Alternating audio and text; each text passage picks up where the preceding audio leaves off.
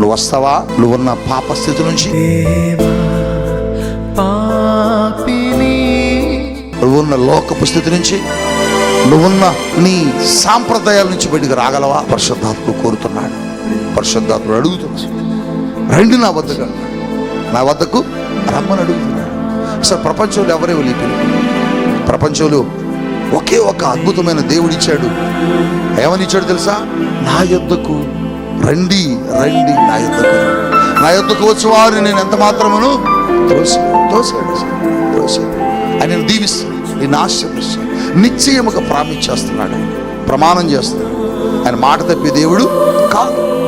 వాగ్దానం చేస్తే చాలా మంది తప్పుతారు, వాగ్దానం చేస్తే చాలా మంది వాగ్దానం మర్చిపోతారు.